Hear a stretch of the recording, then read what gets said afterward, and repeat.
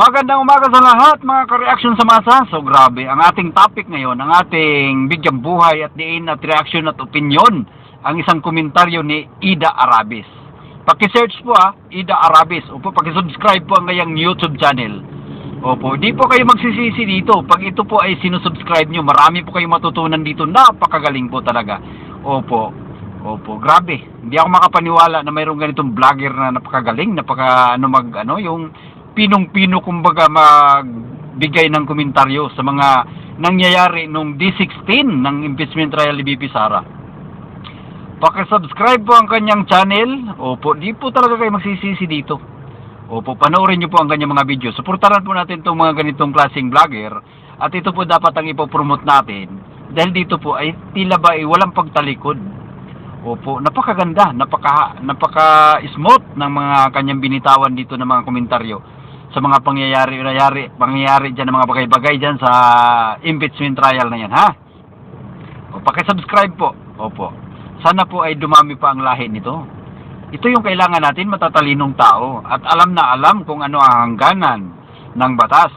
O, hindi natin kailangan yung mga buaya na wala namang ibang iniisip kundi magkamal ng malita-malitang pera. Yun ang ayaw natin, no? Dapat palayasin yung mga ganong klaseng tao sa bansa natin. Nakakasira po yan, ha? So, di ko na po patatagalin. Opo, ibibigay ko na po sa inyo si Ida Arabis. Naku, napakaganda po ng usapin na ito. Matutuwa po kayo dito at masisihan po kayo. Panoorin nyo po hanggang dulo po. Opo, hindi po kayo magsisisi.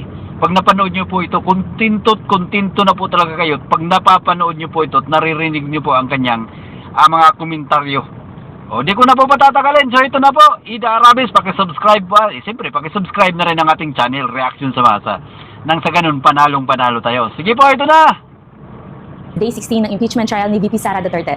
Kung nanonood kayo ng telebisyon o nagbabasa ng mga naglalakihang news website ngayon, baka akala ninyo ay gumuho na ang mundo ng Office of the Vice President dahil sa mga headlines nila. Pero let's be real mga kababayan. Alam naman natin kung gaano ka-bias at kapabor sa prosecution ang mainstream media. Kaya ngayong araw, hindi lang natin gigisahin ang palpak na prosecution, hihimayin din natin kung paano kayo binubudol ng mga balita para magmukhang bihado si VP Sara. So here's the highlights kasamang matinding legal na pagsusuri para makita nyo kung paano natin sila susupalpalin. Chares! First highlight mga kababayan, nagdala ang prosecution ng kanilang 8th witness na si House Archives Chief Marivic Pareja. Akala nila mga kababayan, malaking pasabog. Pero alam nyo ba kung ano ang nangyari? Pinalabas lang naman at pinauwi siya sa loob lang ng 20 minutes dahil tinanggap agad ng depensa na authentic ang mga dokumento. Ano ba yan prosecution? Ano ang silbi ng pagbitbit nyo ng testigo mula sa kamera kung pauuwi nyo lang din pagkatapos ng 20 minutos? Nagpatawag pa kayo ng hearing para lang mag-stipulate ng mga dokumentong legal naman talaga? Ganyan ba kayo kawalang handa o sadyang gusto nyo lang mag-aksaya ng oras ng bansa? Sa batas mga kababayan, ito yung tinatawag na stipulation of facts. Pinatunayan lang ng depensa na wala silang itinatago mga kababayan. Kung ang isang dokumento ay tinanggap ng walang reklamo, ibig sabihin yan ay regular at legal ito. Ang prosecution mga kababayan ay nag-aksaya lang ng oras sa pagdadala ng testigo para sa mga bagay na hindi naman pinagtatalunan. Second highlight, ang headline ng bias media mga kababayan ay Acosta declared hostile witness, prosecution scores a point. Wow! Para sa kalaman ng lahat, naging hostile lang siya sa paningin ng prosecution dahil ang katotohanang sinasabi niya ay ayaw sumunod sa gawa-gawang script at naratibo nila. So heto ang tanong sa prosecution. Testigo niyo si Acosta. Kayo ang nagdala sa kanya sa Senado. Tapos nung hindi nyo nakuha ang sagot na gusto nyo, idedeklara ninyong hostile. Gawa-gawa ba ang script nyo? Kaya nung katotohanan na ang lumalabas ay nagagalit kayo? Sino ba talaga ang hostile? Ang testigo? O kayo mga abogadong pilit bumabaloktot sa katotohanan? Mga kababayan, sa ilalim ng Rule 132, Section 12 ng Rules of Court, ang pagdedeklara ng hostile witness ay nangangahulugan lamang na pinapayagan ang nagpresenta na tratuhin ang testigo na tila ba testigo ito ng kabilang kampo. So hindi ito nangangahulugan na nagsisinungaling ang testigo mga kababayan. Sa katunayan nga, ipinapakita nito ang failure of action sa panig ng prosecution dahil nabigo silang kumuha ng testigong kusang loob na susuporta sa kanilang kasinungalingan. Third highlight, ang palpak na pa yes or no na bitag mga kababayan. So, dahil nga naging hostile witness si Acosta, binigyan ng laya ang prosecution na magbato ng mga leading questions. Yung mga tanong na ang sagot lang ay dapat yes or no, pero kahit may ganitong bentahe, para silang mga sirang plaka mga kababayan na walang napasok na solidong ebidensya. Prosecution, binigyan na kayo ng tsansa ng Senado na mag-leading questions gamit ang yes or no na bitag. Pero bakit blanco pa rin ang papel ninyo? Ang tanong ko lang sa inyo, kung may matibay kayong ebidensya ng korupsyon, bakit kailangan nyo pang daanin sa panggigipit at paulit-ulit na tanong ang testigo para lang makakuha ng oo? Hindi ba pwedeng dokumento na lang ang magsalita? O sadyang wala talaga kayong maipakitang papel? Aminin. Sa legal lens, mga kababayan, ang leading questions ay karaniwang ginagamit sa cross-examination upang lituhin ang isang testigo. Subalit, may tinatawag na prinsipyo ng weight of evidence. Kahit pa pilitin mong sumagot ang testigo ng oo o hindi, kung ang nilalaman ng kanyang sagot ay hindi nagpapatunay ng isang krimen, ang mga tanong na ito, mga kababayan, ay walang legal na bigat at itinuturing na immaterial o walang saysay sa kaso. Fourth highlight. Sabi ng bias media, mga kababayan, Sara ordered release of 125 million peso cash to La Chica. Ginagawa nilang iskandalo ang normal na proseso. Natural lang na may approval ng Vice President bago ilabas ang pondo ng kanyang opisina. Ano ba ang akala niyo sa Office of the Vice President? Sari-sari store? Tatanungin ko kayo, paano magiging illegal ang pag-aproba ng pinuno ng ahensya sa paglalabas ng pondo? Kung hindi ba pinirmahan o iniutos ni VP Sara ang paglalabas, hindi ba mas lalong magiging irregular at labag sa batas yan? Bakit niyo ginagawang krimen ang pagsunod sa opisyal na protokol ng gobyerno? Ito ay sakop ng Doctrine of Qualified Political Agency at tamang burokrasya, mga kababayan. At bilang head of agency, ang Vice President ang may panghuling autoridad na mag-aproba ng mga transaksyon ng kanyang opisina. Ang pag-aproba, mga kababayan, ay patunay lang ng pagsunod sa protokol, hindi ng krimen. Walang illegal sa pag-utos na ilabas ang pondo sa isang lehitimong opisyal ng gobyerno. Fifth highlight. Inamin niya ako sa mga kababayan na si Colonel Raymond La Chica ang nagbigay ng inputs at guidelines para sa financial plan at liquidation documents ng OVP kahit wala ang pangalan niya sa dokumento. So ang tanong ko sa prosecution, nakakita na ba kayo ng mataas na opisyal ng militar?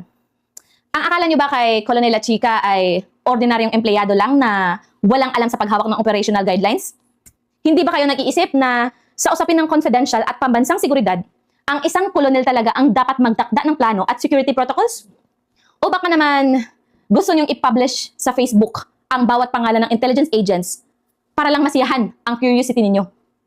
Mga kababayan, sa batas, sa usapin ng confidential funds, mayroon tayong tinatawag na need-to-know principle sa ilalim ng intelligence at security protocols. Si La Chica, mga kababayan, ay isang colonel. Hindi siya basta-basta security guard o civilian na kinuha sa kalye. Siya ay isang mataas na opisyal ng militar na may sapat na pagsasanay, disiplina, at tinawag na security expertise pagdating sa paghawak ng mga sensitibong operasyon para sa pambansang seguridad. At bilang pinuno ng seguridad sa DPSPG, tungkulin ni Colonel na magtakda ng operational guidelines para sa proteksyon ng pondo at ng mga operasyon. Ang kawalan ng kanyang pangalan sa pampublikong dokumento, mga kababayan, ay hindi irregularidad, kundi pagsunod sa security classification. Sixth highlight. Napakabagal ng proseso, mga kababayan, dahil ang sagot ng testigo ay isasalin mula sa Tagalog, papuntang Bisaya, isasalin sa English, tapos ibabalik na naman sa Tagalog. Ginawa nilang komedya ang oras ng Senado. Anong klaseng paglilitis ito? Pambansang sabong o translation Grand Prix? Tatanungin ko kayo, prosecution. Bakit niyo ginagawang pambansang seminar sa lingwahe ang trial? Para lang patagalin ang oras. Dahil ba wala kayong mabasang ebidensya sa folder nyo? Kaya dinadaan nyo na lang sa paulit-ulit na sali ng oras para magmukha kayong may exposure sa television? Sa legal lens, mga kababayan, so all lawyers out there, correct me if I'm wrong, no? Ang karapatan sa tamang pag-unawa sa tanong ay protektado ng due process clause. Tama?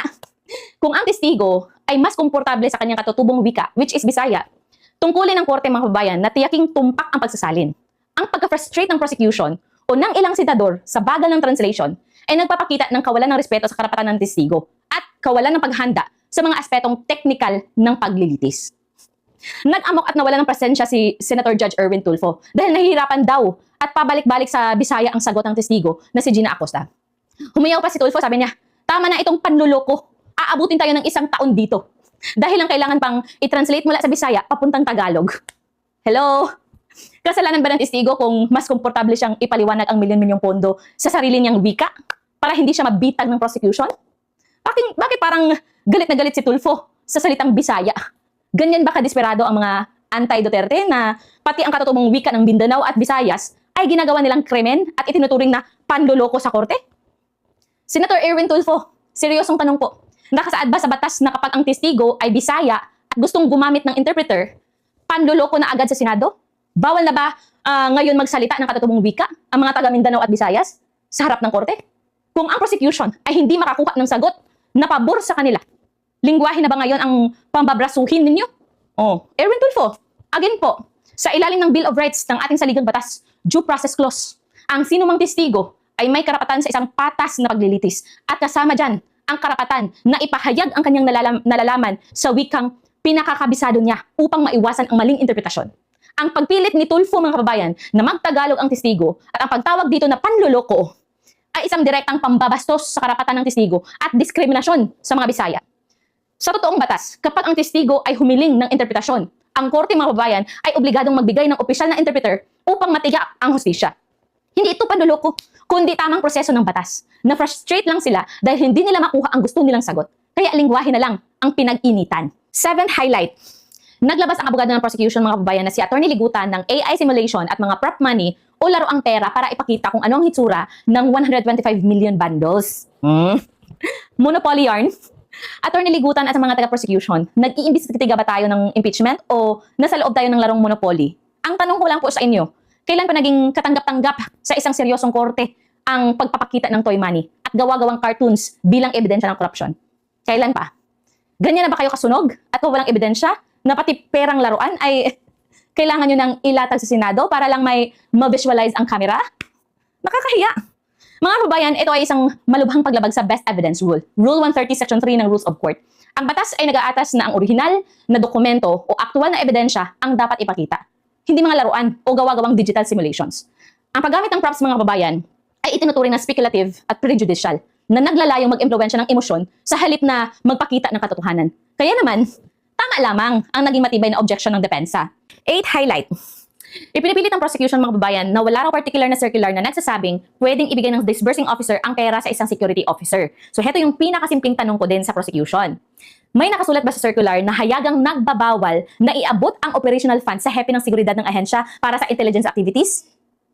Kung walang pagbabawal, nasaan ang krimen? Alam nyo ba ang pagkakaiba ng regulasyon sa bawal? O sadyang nag-iimbento na naman kayo ng sarili ninyong version ng batas para lang may maihabol na kaso? Mga kababayan, may pangunahing prinsipyo sa batas. May tinatawag tayong permissive versus prohibitive laws. Sa batas, kung walang tiyak na pagbabawal o specific prohibition, ang isang aksyon na ginawa para sa ikabubuti ng mandato ng opisina ay itinuturing na legal. Dahil walang batas na nagbabawal sa pag-abot ng operational funds sa security chief para sa intelligence work, ang argumento ng prosecution mga kababayan ay walang legal na tuntungan. 9th highlight. Pang-16 na araw na ito ng pagdinig. Isipin ninyo mga kababayan kung magkano na ang inilulustay at ginagastos ng gobyerno na ayon sa mga obserbasyon ay umaabot na sa halos 400 million pesos ang operational cost at gastos sa mga pagdinig na ito simula umpisa. So humigit kumulang na sa 25 million kada araw ang pondo ng bayan na napupunta sa pasweldo, kuryente at mga oras ng Senado para lang sa sirko ng prosecution. Habang ang mga tao ay binabaha sa labas dahil sa habagat. So tatanungin ko kayo, prosecution at mga kasabot na bias media, hindi ba kayo nahihiya sa taong bayan? Ang laking halaga ng buwis natin ang sinusunog ninyo araw-araw para lang sa inyong politikal na teleserye, habang ang mga kababayan natin ay lumulusong sa baha dahil sa habagat. Pagkatapos ng 16 na araw at daan-daang milyon-milyong piso, no? Nasaan ang inyong matibay na ebidensya? Akala ko ba nasa inyo ang beat? Wala. Sino ngayon ang tunay na narambong sa pondo ng bayan? Ang OVP na gumagawa ng mandato o kayong naglulustay ng milyon-milyon para sa inyong propaganda? Sa mata ng batas at sa publiko mga kababayan, ito ay pasok na sa konsepto ng abuse of discretion at malicious prosecution. Ang pagpapatuloy ng isang marangya at magastos na paglilitis na walang ipinapakitang prima facie o sa Tagalog mga kababayan, matibay sa unang tingin na ebidensya ay isang malinaw na harassment. Ang paggasta ng milyon-milyong pondo ng bayan para sa isang political na propaganda na walang makikinabang kundi ang prosecution ay isang kawalan ng hustisya sa taong bayan. Mga kababayan, eksaktong 2 p.m. pa lang ng hapon ay sinuspindi na ni Senate President Chis Escudero ang trial dahil sa baha dala ng habagat at kansilado rin ang hearing bukas dahil bawal ang virtual hearing sa rules. O, ano ngayon ang gagawin ninyo prosecution? Humihirit kayo ng online hearing dahil nagmamadali kayo pero nakasaad sa rules na bawal. Ang tanong ko sa inyo, pati ba naman ang internal na batas ng impeachment court ay gusto nyo ring baluktutin at i-shortcut para lang mairaos ang mahina ninyong kaso? Handa ba kayong lumabag sa sariling patakaran ng Senado para lang sa inyong political na agenda? At sa legal lens mga kababayan, ang impeachment court ay isang sui generis, isang natatanging uri ng korte na pinatatakbo ng sarili nitong rules of procedure. Dahil nakasaad sa kasalukuyang regulasyon na kailangan ng physical presence para sa pagtanggap ng ebidensya at pag-cross-examination. So ang pagtanggi sa virtual hearings ay pagsunod sa strict construction of procedural rules. Hindi pwedeng baguhin ang batas sa gitna ng laro para lang paboran ang nagmamadaling prosecution. Ngayon, itatali natin ang lahat ng ito gamit ang kabuuang legal lens para mas madali nating maintindihan kung ano talaga ang nangyayari. Mga kababayan, sa batas ng impeachment at korupsyon, kailangan mong ilatag ang tinatawag na direct nexus o direktang lohikal na connection. Ang tanging paraan para maiugnay ng prosecution ang anumang anomalya sa Vice Presidente ay kung mapapatunayan nila mula sa chismis at chika-chika nila na ang pondo ay napunta diretso sa kamay ng Vice Presidente para sa kanyang sariling pakinabang. O kaya naman ay hindi ito ginastos sa purpose kung saan ito inilaan. Pero, ano ba ang ebidensya ng prosecution pagkatapos ng 16 na araw? Wala pa rin. Mga kababayan, wala silang napatunayan. As in, zero. Ang inamin mismo ng kanilang hostile witness, ang pera ay ginamit para sa mga programa at aktibidad ng OVP na may kaugnayan sa seguridad. At sa ilalim ng prinsipyo ng presumption of regularity, ang mga opisyal ng gobyerno mga kababayan ay itinuturing na gumagawa ng kanilang tungkulin ng tama, maliban na lang kung may direktang pruweba ng krimen. Ang ginagawa ng prosecution mga kababayan ay panis na teorya at panggigipit sa mga testigo dahil blanco ang sarili nilang mga folder. Sa madaling salita mga kababayan, walang kaso. At sa pagtatapos ng komentaryong ito mga kababayan, hindi natin pwedeng palampasin ang espiritual na aspeto ng kawalang hustisyang ginagawa ng prosecution at ng kanilang mga kasabot na bias media. Para sa mga taong naglulustay ng milyon-milyong pondo para sa pansariling political na agenda habang ang bansa ay umiiyak, binabaha at naghihirap, iiwanan ko kayo ng isang napakatapang at napakarahas na bersikulo mula sa Psalms chapter 7 verse 14 to 16. Anong sabi doon? It states there mga kababayan, behold, narito, ang masama ay naglilihi ng kasamaan at nagdadalang tao ng kabalakyutan at nanganak ng kasinungalingan.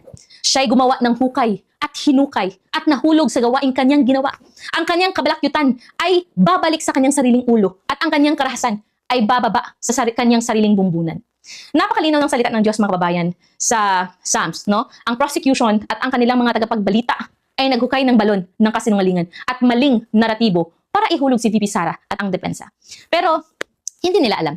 Sa bawat araw na lumilipas mga kababayan, na wala silang napatutunayan kundi ang sarili nilang desperasyon at pag-aaksaya ng pera, unti-unting nahuhulog sa sarili nilang hukay. Ang karma ng batas mga kababayan at ang katarungan ng langit ay babalik sa kanilang sariling mga ulo. Mga kababayan, manatiling mapagmatyag, magmamasid bilang mamayan, patuloy tayong makikilahok at patuloy tayong mag-aaral. Kasi ika nga ni Attorney Mike Aperario, mahirap makialam ang taong walang alam. God bless you all at mabuhay ang Republika ng Pilipinas. Peace out.